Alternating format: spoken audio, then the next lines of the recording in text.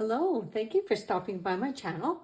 My name is Denise, and I'm so excited to show you all the pages that I've completed for the month of August 2023. So I've got a whole stack here, and I'm just going to leave it like this and go through it all. All right, here we go. In Sacred Animals by Lydia Hess, I decided to color this octopus.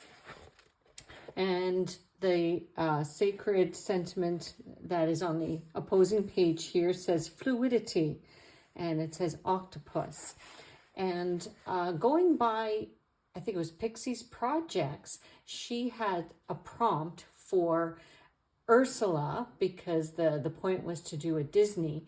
But she said, if you don't have any Disney books or anything with Ursula in it, that an octopus would be another good way to, take part in the prompt.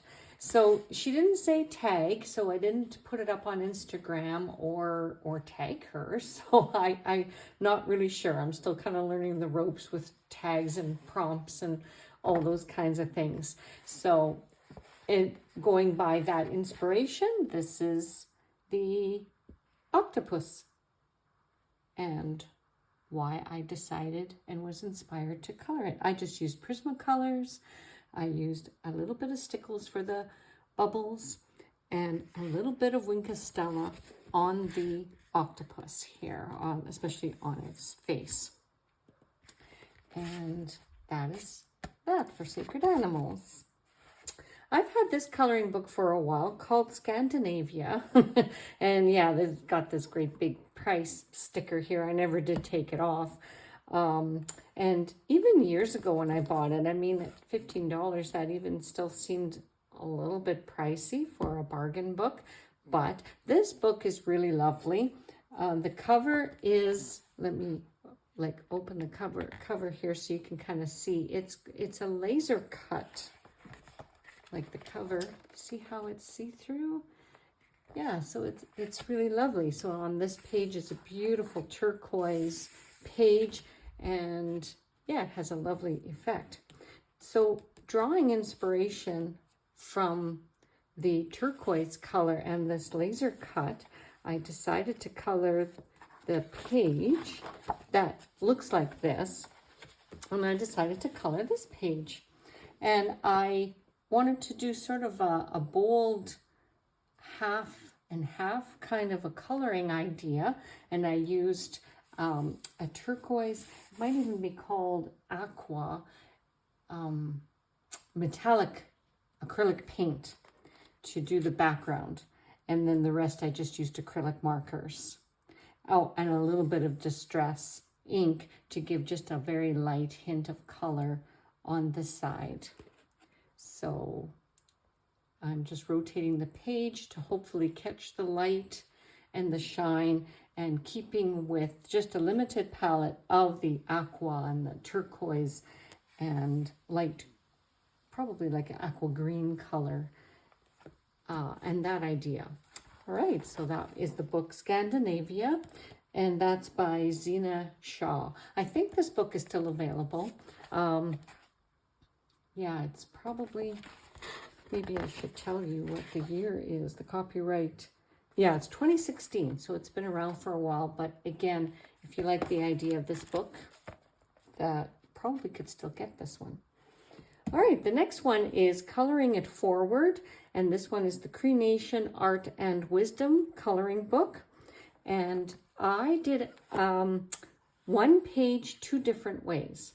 So I made a copy of the page, and I put it on a pastel paper because I wanted to use my pastel colors. And so I did this chief. It does say here at the bottom, Chief John B. Tutusis, and the illustrator is Delry Dumont. And the pastel paper is sort of, I guess I would call it like a buff colored paper. And then the pastels worked really lovely on this. So this chief, his regalia is white leather. So that's why against the colored paper, using a white Prismacolor, sorry, not Prismacolor, this was pastels. These were the Color pastel pencils, and they did a really lovely job. So the white really stands out. I'm going to bring it up a little closer. You can see that it has a chalky look to the picture. Okay, so this is not colored pencils. If you're wondering why does it look so grainy, no, it's chalk pastel pencils that I used to do this. And then in a video that I made in August, oh, actually I colored this twice.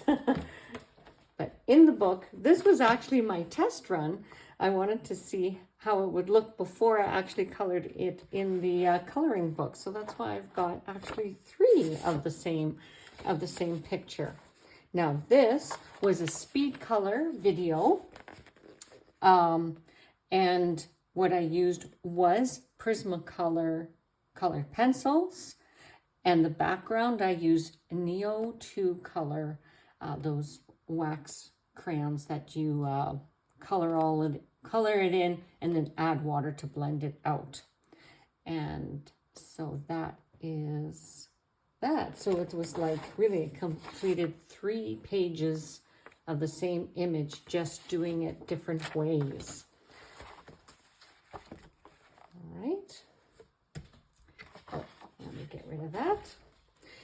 This Creative Haven Winter Wonderland by Teresa Goodrich. I took out a page that I really wanted to color, and it was this one because the pages are perforated so they come out very easily. And I really loved the cover page, which has the train and the people coming into the train station. And so I made a print of this onto a metallic, sort of a metallic bluish paper. They're called Astro Brights. And I just wanted to see what it would look like coloring on a metallic page. It has a little bit of shine. And again, because with the lots of snow in the picture, that way it really stood out when I used the Prismacolors. Really the challenge that I had with this was the train. I wanted to see how I could really color a train to make it look like a heavy metal looking locomotive that it is. Plus I had to color the steam. You know, there was steam coming out in different places, and to make the steam look different from clouds and anything else. So that I found was a bit of a challenge, but it was fun. The people were really fun to color because their faces are just sort of blurred out. They're not well defined. So it was nice not to have to focus on trying to get details and faces. I just focused on their parkas and their luggage. And it's not really a Christmassy picture. There is a red bow here. So it looks a touch like it might be Christmas time, but really it is just a wintry wonderland kind of a picture. I used a bit of stickles in wherever the snowflakes were, Signo white gel pen to really help the white part stand out, and especially the snowflakes coming down. But a glitter gel pen for the, you know what, is that a sun or the moon? I don't know, because the picture looks sort of like it could be in the evening time. So that could be the moon or the sun. So I colored it just a soft yellow and used a glitter gel pen for that. And in the window, I didn't use any like a clear dimensional magic. I just decided to take the Signo white gel pen and just added some highlights to make it look like a window. What else did I do? A little bit of glitter gel pen around the border. And I think that's everything for the page. All right. Let me put that aside. And next, Alien Worlds. I'm so excited to show you what I did in this one. I did 2 pages in Alien Worlds. and they are actually side by side. It is not a double page spread, so I'm just going to cover this side for now. They are both ocean creature kind of a picture. So let me just cover this side and I'll reveal that in a minute. So the first one I colored was this sea serpent. And to me, this sea serpent didn't look scary. I wanted it to look kind of pretty. Even the fish, you know, kind of look like nothing looked intimidating to me in this picture. I mean, intimidating in the sense of, you know, how all the other creatures in this book can look pretty scary. But I wanted the sea serpent to look pretty, so I used bright colors like yellow and orange, a little bit of like a turquoisey color in the details of its head.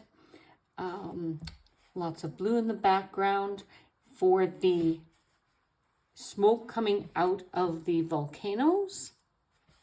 I used my Kurinor tri-blend pencils to give that sort of bluish to purpley look. I used lots of stickles, and I used a lot of shiny, glittery overlay paint on the serpent as well, because I wanted it to look like sleek and shiny, because it's supposed to look underwater. And so I wasn't sure how else to achieve that watery look.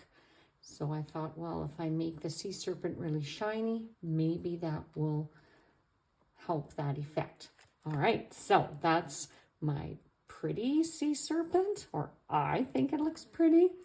And then on the opposing page, not pretty. This monster is ugly and gross, and that's the way I wanted him to look. So let me show you what I did. So pretty over here and disgusting, scary, ugly monster on this side.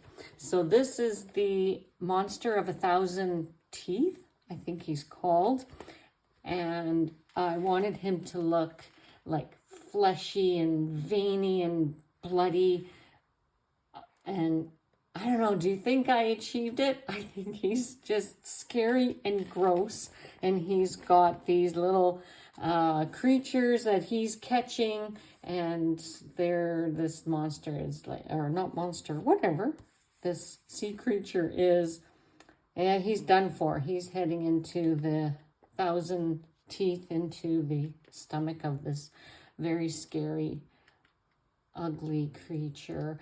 And I used fluorescent markers to make his eyes stand out, and a bit of dimensional magic, which is just a clear gloss for the eyes, so that they stood out from its creepy looking body. I think I used a bit of black glaze gel pen for just to make the little dot in the eye stand out. And these sea creatures, they have actually 6 eyes. You'll see it on this one. He's got actually 6 eyes, but mostly you see the profile of all the other creatures. So anyway, they look like they have 3 eyes on one side. I used that black glazed gel pen to help those eyes stand out as well. What else did I use? I think just a white Signo gel pen to bring out the water highlights, the bubbles and things like that swirling around because of this feeding frenzy going on. And yeah, boy, do I ever have fun coloring in this Alien Worlds by Kirby Rosannes. I just love this book. All right, so that takes care of that. And I'm trying to keep to my, I don't know if I want to call it a promise, but I trying to keep coloring in this book. This is To the Ends of the Earth and Back Again. And this is that 17-foot long coloring book whereby you can, just color a panel at a time. Now, I like I say, I'm going to say sort of promised that I was going to color at least a panel every month. And I've been doing that. So up to here, 1, 2, 3. Okay, so I did page 4 and 5 for August. Okay. This is a challenge, I'm telling you. I'm not gonna lie. No wonder so many colorists out there are like, man, this book is intimidating. Way more intimidating than the Kirby Roseanne's illustrations. Honestly, the Kirby Roseanne's coloring pages don't take me to nearly as long to complete as this one does. But this is fun. But it takes a long time. I have to sort of set myself up with this and come back to it like almost on a daily basis. So how long did it take me to complete this? I don't really know, but days, not gonna lie. So as you can see, this was a very detailed panel. So it starts out over here. There's a big sun, and I used quite a bit of glitter, quite a bit of markers, and colored pencils to complete this. So there's a fish statue and the fountain. There's things coming out of the sun, like there's lots of animals, spiders. There's a spider that has a bunny in its grasp. Other creatures, I don't know what that is. I don't know. The crocodile with the hippo head, and then more water. And then when I got to the birds, there's 2 birds here, quite large. I was almost finished coloring this until I realized, whoa, he's got an elephant. Yeah, this bird has an elephant in its mouth. Like the imagery just doesn't, like the story just doesn't end. It just goes on and on. Lots of creatures in the sea, in this tree. I think I had shown in a video how I set up myself when I'm coloring in this book, what I do to prepare. And I was showing the tree, and I had counted 7 animals. And then by the time I got to actually color it and complete it, there's more. There's actually 8 animals in the tree, because there's an elephant, 2 tigers, camel. I think these are maybe opossums here. There's a swan. What else? There's a fish. And then at the bottom of the tree are 2 birds. So I don't know. I lost count. And what else can I show you? A couple more tigers here. And then the page ends with these sort of peacock-looking birds over here. And I only just finished them a couple of days ago. And I used, I have these Spectrum Noir metallic flip markers that I quite like, and so I used some of that on the peacocks to bring out some shine and color in their feathers. And I think I used them for the sun. There's 2 suns. This book is crazy. Okay, there's one big sun, and then there's another sun there you can see in the sky there beside the birds. So it's not easy to show this book, right? Because it's so long. So anyway, once I was finished this, I was almost exasperated, but I feel a bit accomplished. I'm glad I finished it. And believe it or not, I'm looking forward to coloring the next page. So I will keep to my promise as best as I can that I will keep coloring, you know, the next panel, and hopefully by the end of September, you know, for this month, maybe I'll have this page completed. There's a lot of water element in this one, and some dragons and lots of fish. So we'll see how that goes. So what have we got here? So I did this first panel a few months ago, and then I did 2 and 3, 4 and 5. Okay, so that's how I'm going to go. And then this will be 6 and 7. If I can complete 6 and 7 for this next month, that's, well, my next coloring plan. So thank you for letting me show you that one. And finally, I completed some pages in my Messages from Your Angels coloring book and Messages from the Fairies coloring book. Really love these two books, and I'm excited to show you the pages that I completed because it really shows my progression in coloring. Like, I up-leveled over the years, and I didn't realize that I had. So I completed this page, and I used distress ink for the background. And what I really wanted to practice with was skin tones. So I looked up some videos, and I came across Pamela's Passion for Pencils. I think that's what her YouTube channel is called. And she had a tutorial on coloring skin tones using Crayola Colors of the World pencils. And I thought, perfect, I've got that, and maybe I can really up-level how I was doing my skin tones because it was lacking.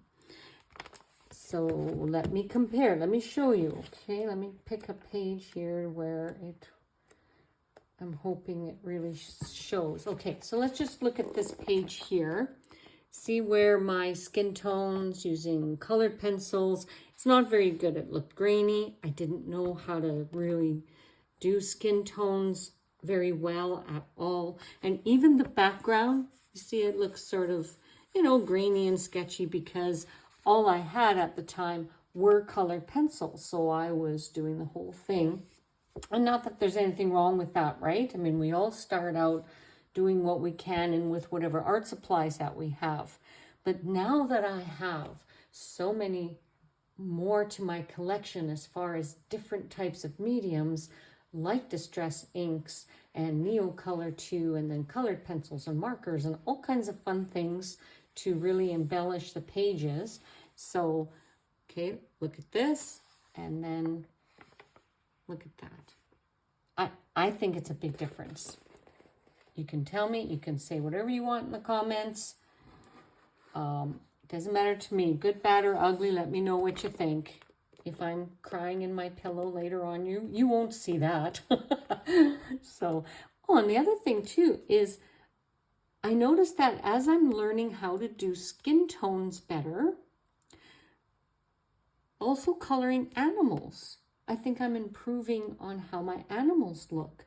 So with the bunny, I really wanted to make him look like he was furry rather than just, you know, a straight color with no dimension. So yeah, I'm proud of that one. And then I did this one as well. So here's where I practiced the skin tone again. Okay, it's not perfect, but better. I think it just looks better. And then the background as well, I treat it sort of like a double page spread because there's a sentiment on this side. And I don't know why in the past I thought I needed to fill in, you know, inside the sentiments page. That doesn't look very good, right? I don't think so. I didn't think about just coloring the outside of the border, so which is what I've done here. I think it looks much better. So I used Neo 2 colors. I used just orange, yellow, and pink and blended those together. And then the rest is colored Prismacolor colored pencils. Except for the Colors of the World Crayola, I was still practicing using Pamela's tutorial, so I did that. I had used another tutorial to just get some ideas on coloring blonde hair. I don't think that turned out. I don't really like the way her hair turned out, but that's okay. I'm doing better with hair, so I'm not too concerned about that for this time. This was more about skin tone and doing a better background. And the same with the fairies. The page I completed was this one. Same idea, distress inks for the background, a little bit of stickle just in certain little places to highlight. Same with on her dress. I'm going to rotate the page. And same idea with the bunny in the other picture I just showed you. I think I did okay with the cat. I mean, could be better again, but I'm practicing. But the skin tone is much better. Oh, this tutorial for the skin tone is from Kirsty's Color and Sketch. So she had a tutorial on how to color skin tones using Prismacolor. So I followed that tutorial. And then the rest is my own imagination. So a little bit of stickles, a little bit of glitter gel pen, and her nose is a little bit crooked. I'm not sure if you see that here, but the face, they don't have a bridge. Like I don't have shadows to work with. You see, like in this picture, like these illustrations are by Norma J. Burnell. And so she illustrates beautiful faces, but there's no shadow and there's no bridge for the nose. So in practicing with the skin tone, I kind of had to color in. So again, work in progress, but I'm getting there. I think I'm getting there. I'm really excited how I'm watching my progression get better as a colorist. So if I don't mind saying so myself. Well, thank you for watching this far. If you've watched my whole video, thank you so much. And I hope to see you in the next one. Bye.